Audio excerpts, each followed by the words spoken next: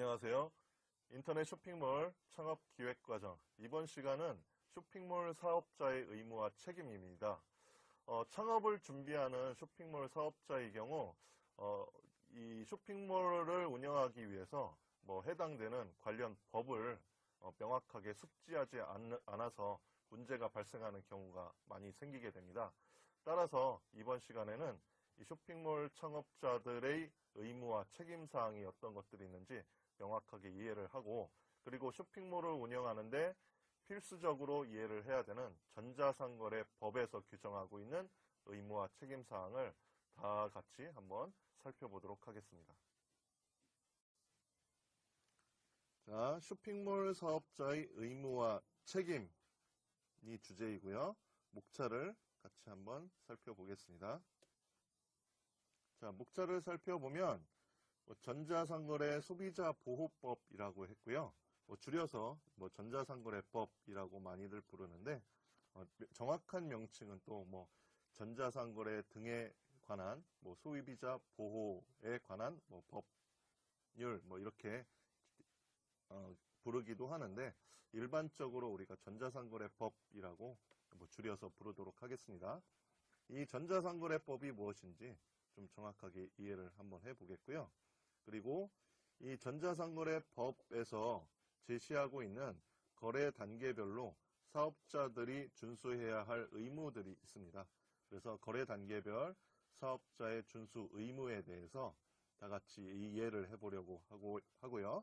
그 다음에 세 번째로는 우리가 보통 청약이라고 하는데, 어떤 상품을 내가 쇼핑몰을 통해서 구매를 결정하고 결제를 완료했다.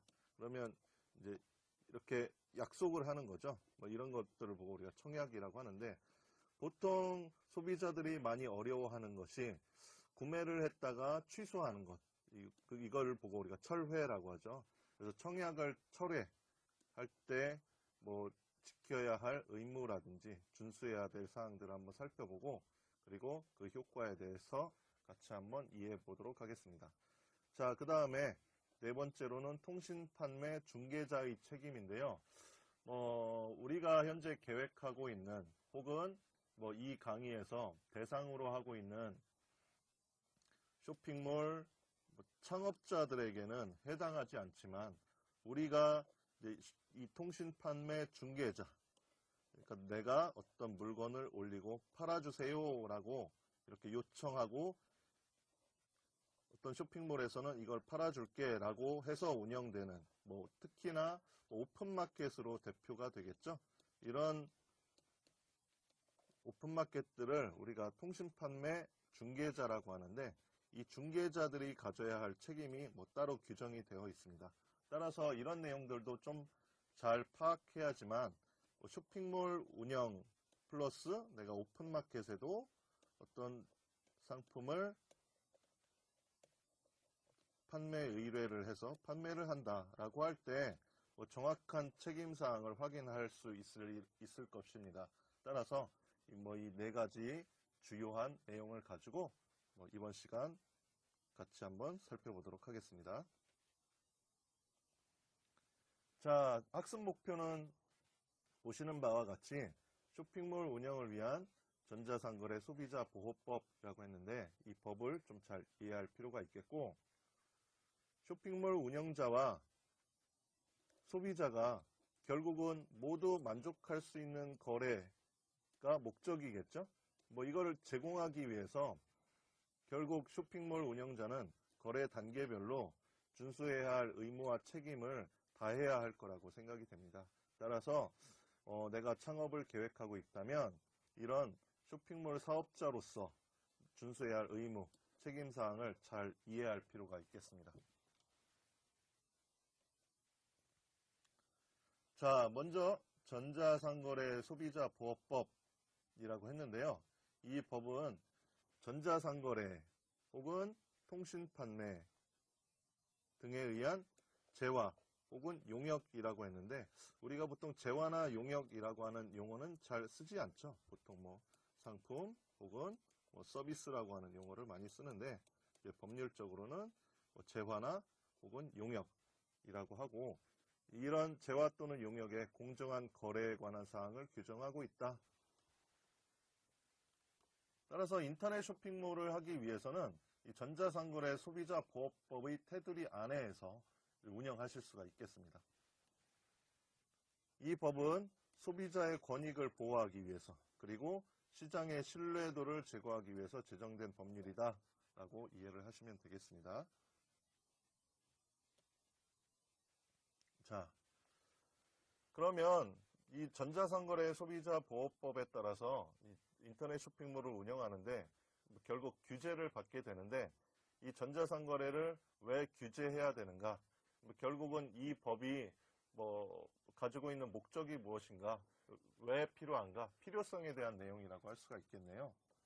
자, 왜 그러면은 이 전자상거래를 이 법률로 규제를 하는가에 대해서 좀 이해할 필요가 있겠는데, 일단 전자상거래라고 하는 것이 비대면 그리고 비접촉이죠. 얼굴을 맞대지 않고 그리고 접촉하지 않고 원격으로 거래가 되기 때문에 결국 소비자 입장에서는 기대하는 실물하고 내가 받아본 제품이 같지 않을 수 있겠죠. 내가 원하는 기대와 차이가 있을 수 있겠습니다.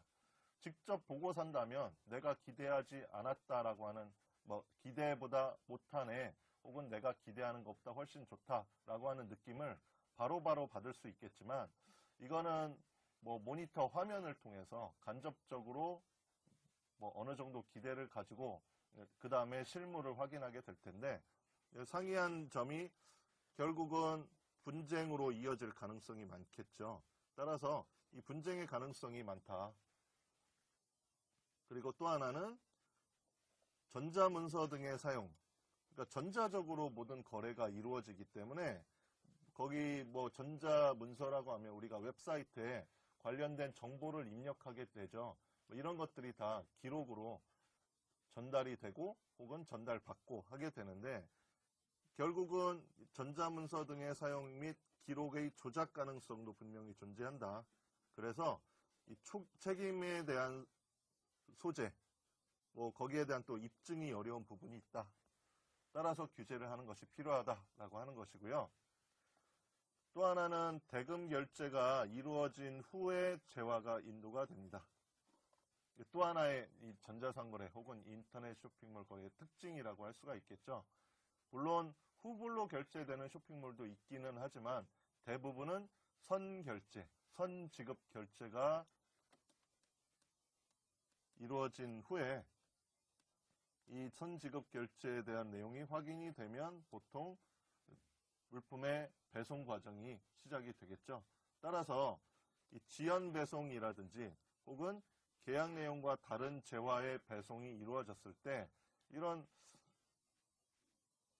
사고 발생 시 어떻게 대처해야 되는가에 대해서 규제를 하는 것이 필요하다라고 볼 수가 있겠습니다. 자, 또 하나는 비대면으로 거래가 이루어져서 개인정보를 내가 반드시 입력해야지만 그 정보를 바탕으로 제품에 대한, 상품에 대한 구매라든지 배송이라든지 이런 거래 프로세스가 진행될 수 있기 때문에 이 개인정보가 노출될 가능성도 분명히 존재한다고 할 수가 있겠고 그럴 경우에는 신분에 대한 도용 우려가 발생할 수가 있겠습니다. 따라서 좀 더 이러한 내용들에 대해서 규제를 해야지만 전자상거래를 훨씬 더 편리하게 사용할 수 있다고 이해를 할 수 있겠죠. 그러면 전자상거래 소비자보호법의 이 법 적용 대상을 한번 살펴보도록 하겠습니다. 자, 전자상거래 그리고 통신판매, 전자상거래면은 보통 우리가 흔히 얘기하는 쇼핑몰을 통한 인터넷 쇼핑몰을 통한 거래를 의미하는 것이고요. 통신판매는 그 이외에도 통신을 이용한 판매 방법은 여러 가지가 있겠죠. TV, 홈쇼핑도 그 중 하나일 것 같고요. 그리고 어떤 카탈로그를 통한 거래도 있을 것 같고요. 이런 여타의 방법들을 가지고 이루어지는 사업을 하는 사업자 그리고 소비자 간의 모든 재화 용역의 거래에 대해서 적용을 한다. 우리가 앞선 강의에서 뭐 B2B, B2C 언급을 했었는데요. 결국은 사업자하고 소비자 간의 관계, B2C 거래에 대해서 적용이 된다고 할 수가 있겠습니다. 그래서 이제 대표적인 법 적용이 되는 이 대상 사업자들을 살펴보면 크게는 세 개의 영역으로 구분할 수가 있겠는데, 뭐 우리가 이제 좀 주목해서 봐야 될 내용들은 이 전자상거래 사업자와 관련된 내용들이 될 것이고요. 그 이외에 통신판매업자라든지 그리고 통신판매 중개자 역할도 우리가 조금 잘 이해할 필요가 있을 거라고 생각이 됩니다. 자, 통신판매 중개자에 대해서 다시 한번 말씀을 드리면 인터넷 쇼핑몰 이용을 허락한다. 쇼핑몰을 내가 운영하고 있는데 그 쇼핑몰의 이용을 허락하거나 광고 수단을 제공하는 등의 방법으로 거래 당사자 간의 통신 판매를 알선하는 행위를 하는 사업자라고 했습니다. 소비자가 있고 판매자가 있으면 이 판매자와 소비자의 거래를 이 쇼핑몰을 통해서 알선을 하겠다는 것이죠. 우리가 흔히 알고 있는 오픈마켓이 대표적인 이런 통신 판매 중개자를 역할을 하는 사업자라고 할 수가 있겠습니다.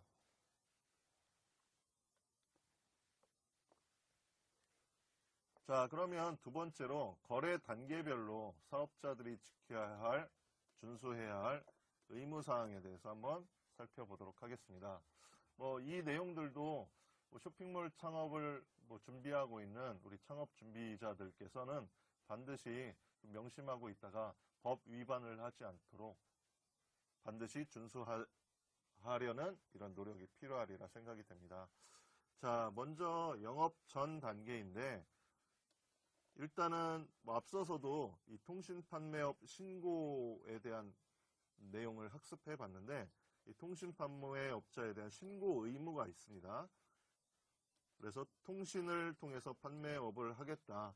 쇼핑몰을 포함한 통신판매업이라고 하면 이 쇼핑몰을 포함한 이런 훨씬 더 넓은 영역을 뜻하기 때문에 쇼핑몰 또한 통신판매업에 해당이 되겠고요. 쇼핑몰을 운영하기 위해서는 반드시 통신판매업 신고를 해야 되는데 상호라든지 주소 그리고 여러 가지 연락처, 이메일 주소, 인터넷 도메인 이름, 호스트 서버의 소재지 이런 내용들을 공정거래위원회 그리고 지자체장에게 신고를 해야 된다 라고 하는 내용들을 지난 학습 시간에 이미 살펴봤었고요. 그리고 두 번째는 소비자 피해 보상 보험 계약 등을 체결해서 좀 소비자의 피해에 대비하려는 이런 의무사항들이 있습니다. 특히나 선불식 통신 판매업자, 대부분의 쇼핑몰에 해당이 되겠죠. 앞서 말씀드린 대로 먼저 해당되는 상품이나 서비스의 비용을 결제를 받고 나서 그 다음에 해당되는 상품이나 서비스를 제공하는 경우가 선불식 통신판매업이라고 할 수가 있겠는데 이럴 경우에는 소비자가 원하는 경우에 소비자에게 결제 대금 예치제를 이용할 수 있도록 하거나 라고 되어 있습니다. 결제 대금 예치제는 여기 앞서 잠시 후에 설명을 드리도록 하겠고요. 그 다음에 소비자를 피보험자로 하는 소비자 피해 보상 보험 계약을 체결해야 된다. 일부의 경우에 제외되는 경우가 있기는 하지만 일반적으로 소비자 피해 보상 보험 계약을 체결하는 것이 의무사항이라고 할 수가 있겠습니다.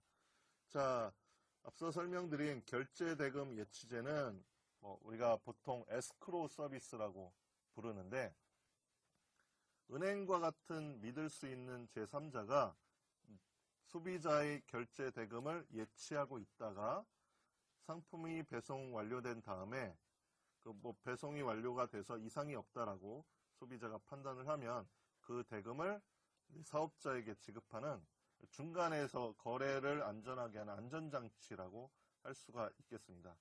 보통은 우리가 지급 보증을 해주는 공신력 있는 기관이나 은행들을 대상으로 해서 소비자는 이 결제대금 예치제를 운영하는 기관 혹은 단체에 해당되는 돈을 결제를 하고 판매자가 물건을 보내서 소비자가 이상이 없다고 확인을 하면 이 업체에서 판매자에게 결제 대금을 지급하는 방식. 이러한 방식을 우리가 에스크로 서비스 혹은 결제 대금 예치제라고 하고 있고요. 그 다음에 소비자의 피해 보상 보험은 소비자가 통신 판매업자에게 대금을 결제하였으나 이런 경우도 발생할 수 있겠죠. 상품을 배송받지 못하는 등의 피해가 발생할 경우. 그럴 경우에 그 피해를 보상해주는 보험을 우리가 소비자 피해 보상 보험이라고 하겠고요. 이 두 가지 같은 경우에는 사업자들이 영업전 단계에 준비하는 것이 필요하겠다라고 말씀드릴 수 있겠습니다.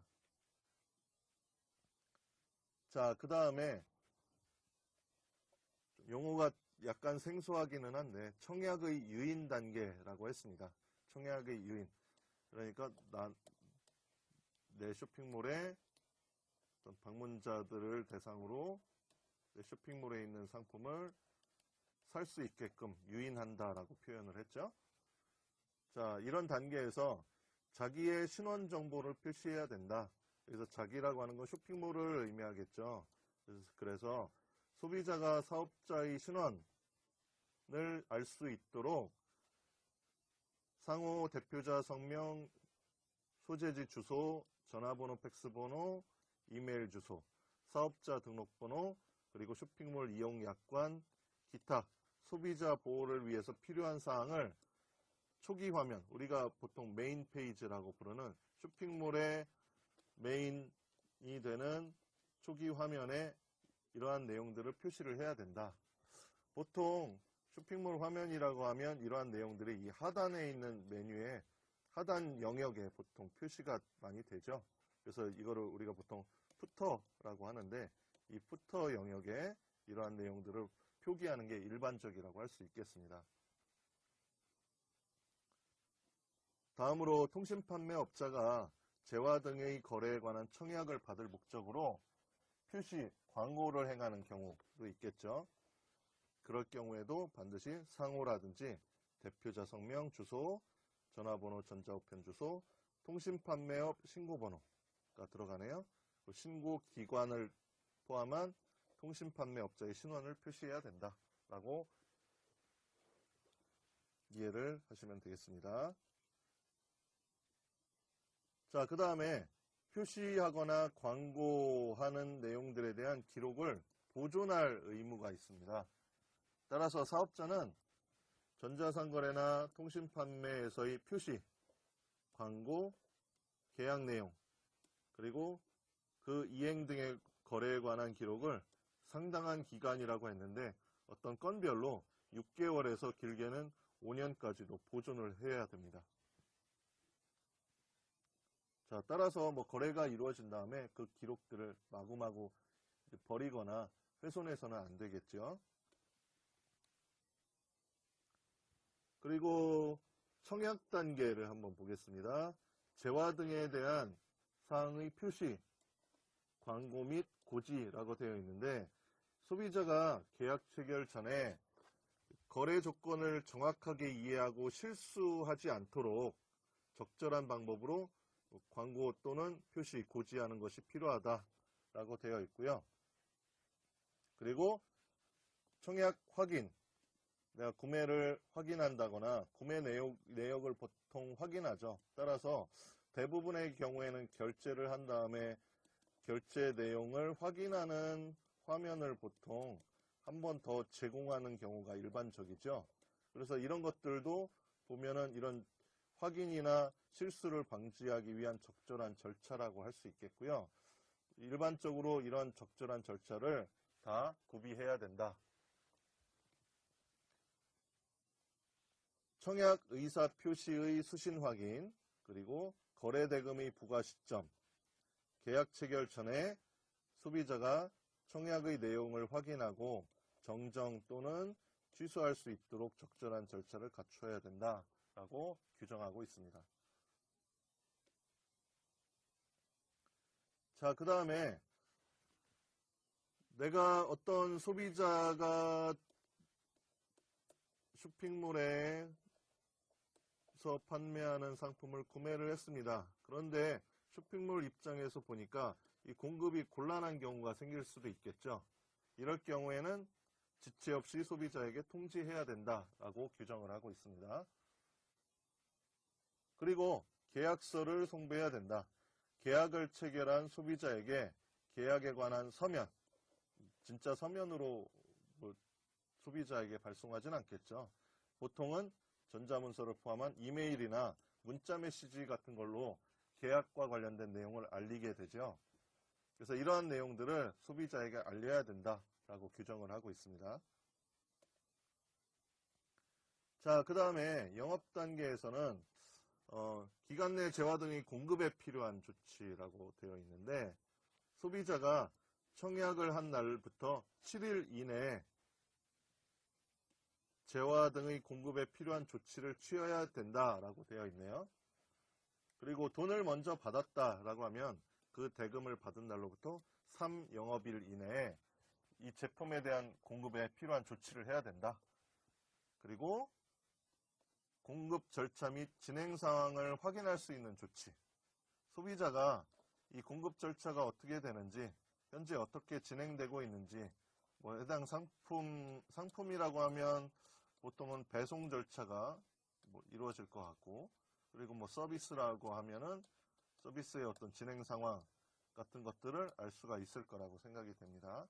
그래서 이런 것들을 확인할 수 있도록 적절한 조치를 해야 되겠다.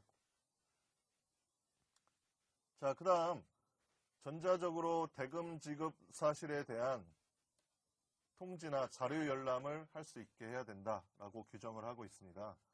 전자적으로 대금 지급이 이루어진 경우에는 소비자에게 그 사실을 통보하고 언제든지 소비자가 관련된 자료를 열람할 수 있도록 해야 된다라고 규정을 하고 있습니다. 자, 그 다음에 또 하나 중요하게 생각해야 될 게 보통은 청약을 취소하는 거죠. 철회한다고 하는데, 구매를 했다가 구매를 취소하거나 환불을 요청하거나 하는 경우가 발생할 수 있을 텐데, 이는 쇼핑몰 운영자의 입장에서 보면은 상당히 큰 문제이기도 하죠. 따라서 이러한 문제들에 대해서 전자상거래법에서는 어떻게 규정하고 있는지에 대한 내용을 잘 파악할 필요가 있을 것 같고요. 일반적으로 계약 서면을 교부받은 날로부터 재화 등의 공급이 그보다 늦게 이루어진 경우에는 공급이 개시된 날로부터 7일 이내에는 청약의 철회가 가능하다라고 되어 있습니다. 만약에 그런데 7일 중에 7번째 날이 토요일이나 공휴일에 해당한 때는 그 평일날로 연장되는 것이 일반적인 경우이고요.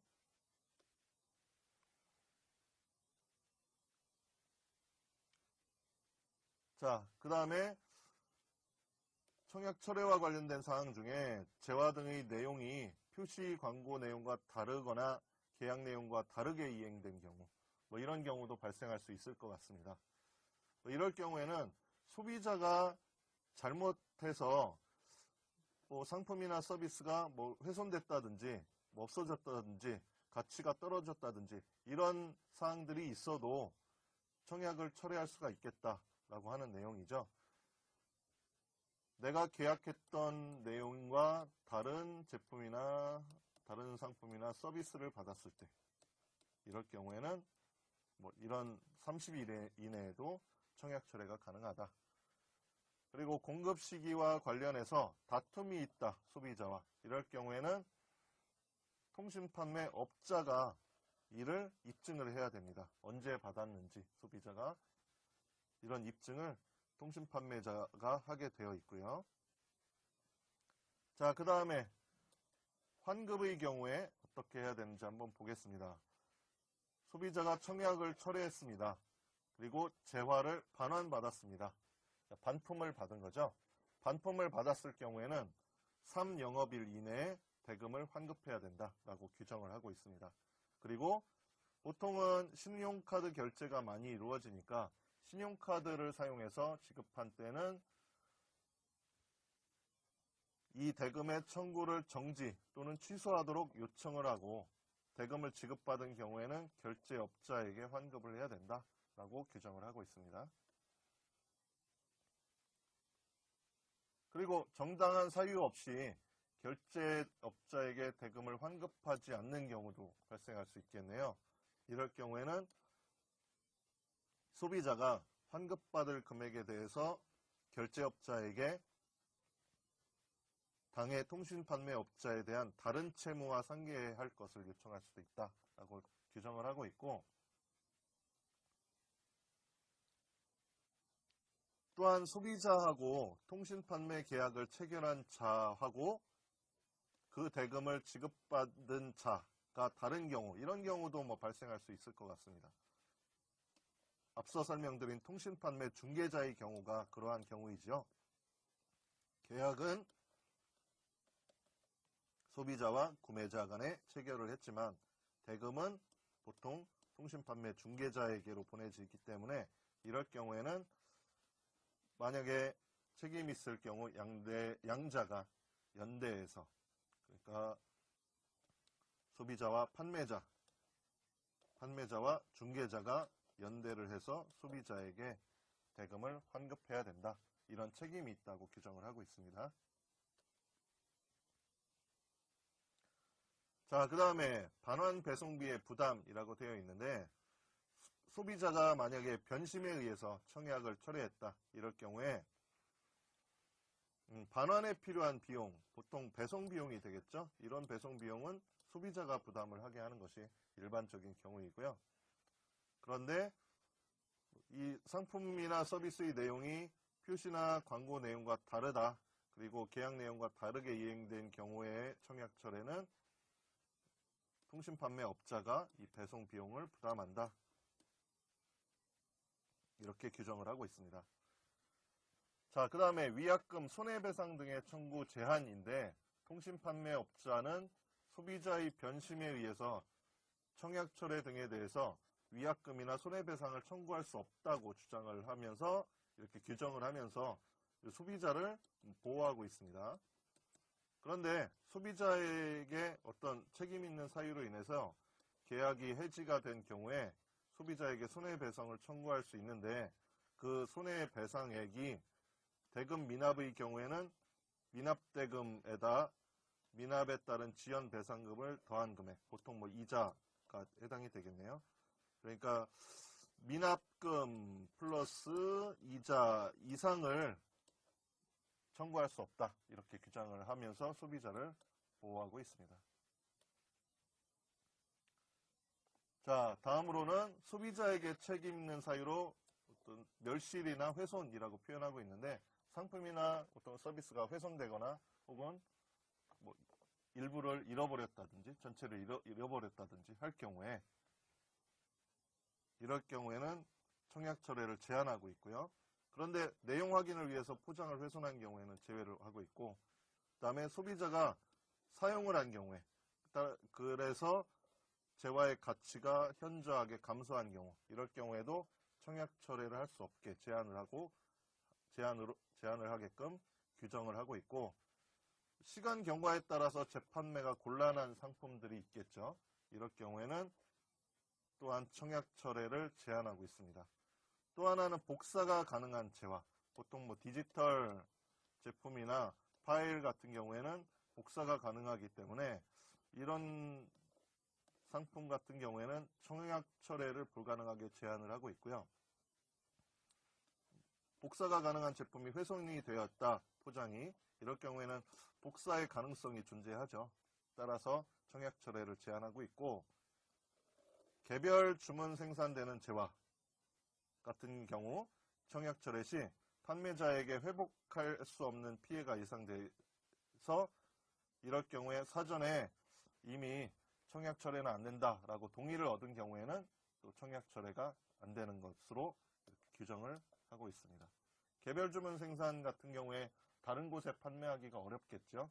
이럴 경우에는 청약철회가 안 되게끔 규정을 하고 있습니다. 자, 그 다음에 통신판매 중개자의 책임인데요.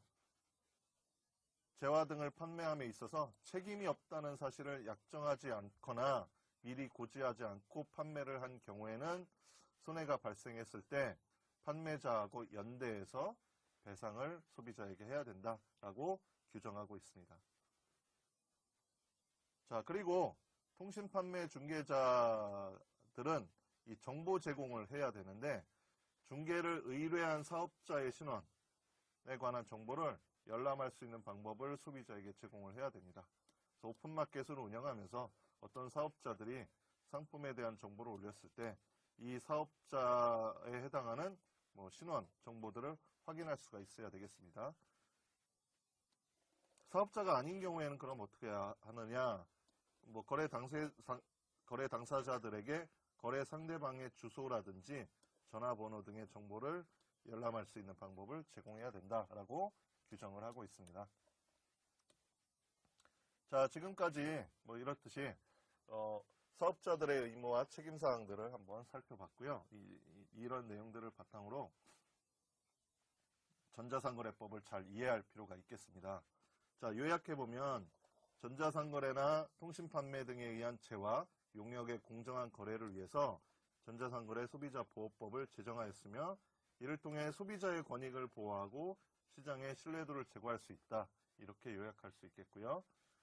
그리고 거래 단계별로 인터넷 쇼핑몰 사업자의 의무와 책임사항을 이해하고 이를 준수해야 된다.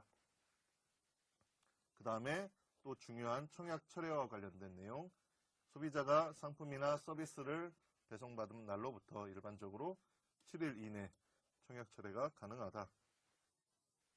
그리고 통신판매 중개자도 책임을 고지하고 판매 의뢰자에 대한 정보를 제공할 의무가 있다. 이렇게 규정하고 있다고 요약해 볼 수가 있겠습니다.